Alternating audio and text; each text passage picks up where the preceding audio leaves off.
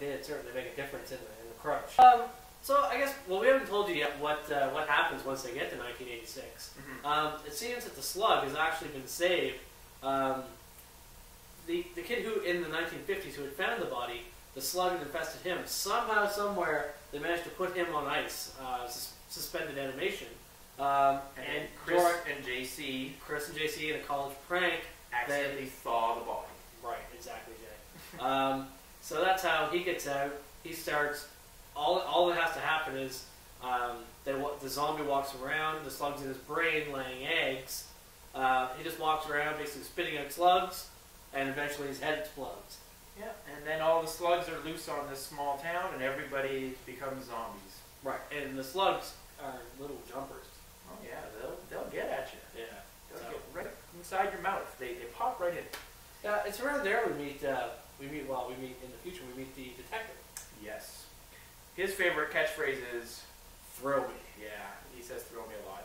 That's a pretty sweet catchphrase. I think it's hilarious. And he was there back in the 50s, so he's having some flashbacks. We're not sure about his past. A little bit of character development for a horror movie. Oh, nice. Yeah, and also some tributes to legendary horror film directors. A lot of the names are based on those. They all attend Corman University. Some of the characters' names are Raimi and Landis for Sam Raimi and John Landis. There's Detective Cameron. I think that might be reference to Jim Cameron because Aliens was out that same year. Right. And then there's also the girl, the love interest. Her last name is Cronenberg because The Fly came out in '86. So it's interesting. Yeah, it is. It's a little bit smarter than I thought it would be.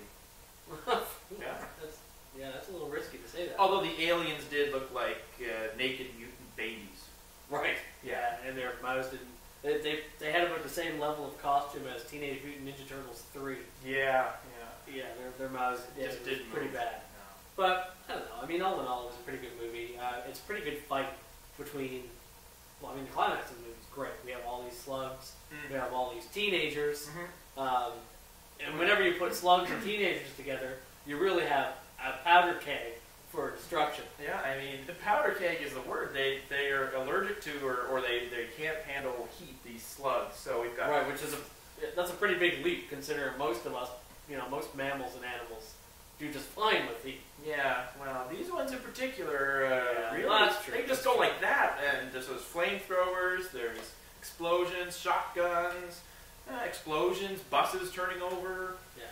A lot of stuff in this movie. Good stuff. A lot of action. So I'm thinking overall, as I'm talking about it, I am warming up a little bit more to it than I thought. That's one of those movies where you watch it and you might enjoy it, but you think about it. You let it soak. Yeah, well, exactly. Like a fine wine, you let it age. Yeah. And the more it ages, the sweeter the movie bouquet. Yes, that's exactly what I'm feeling about this movie, and as a bouquet. Yeah, well, that's what. It brings that into me. It just kind of jumped up into my throat and stayed there. Right, like a slug. Like a slug. God, I hope you mean like a slug. Oh yeah, that's exactly what I'm referring to. I'm just kidding, buddy. So anyway, well, we're gonna have to actually review what we thought of the movie. So, if you were, well, let's see, we've used a few different scales in our day, but yeah, how would you rate this movie?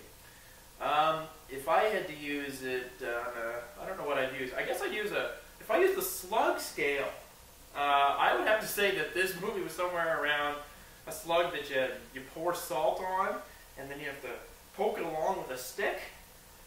It's somewhere in between those two to get it going, like if you poke the slug with a stick, that's kind of where this movie is. Oh, yeah, alright. Yeah. Okay.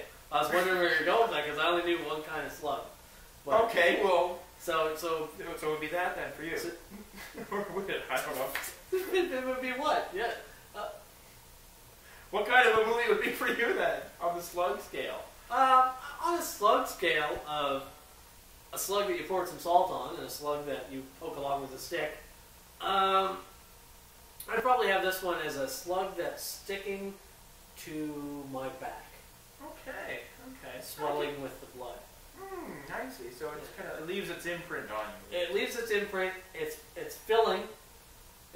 But eventually I'm gonna want to just get rid of it. Yeah. because it gets uncomfortable eventually. It does, you know, and that's the thing. That's the thing. It's the kind of movie you just let it go until it falls off. Yeah, I'm with you on the analogy. I think that's a good analogy. Great. Well, thank you. Great. Yeah. So, I guess that's a wrap. That's right. So, until next week when we're actually reviewing Cool as Ice, hopefully. Yeah. Whew. I'm Anthony Stewart. I'm Jay Rotting. Good night. Good night.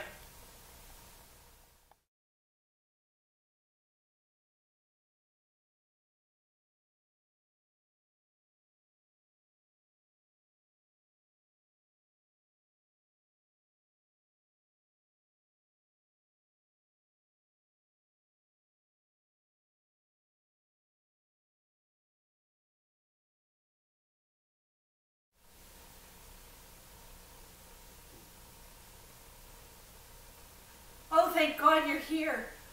I'm watching Night of the Creeps, and it is probably one of the scariest movies I've seen in minutes.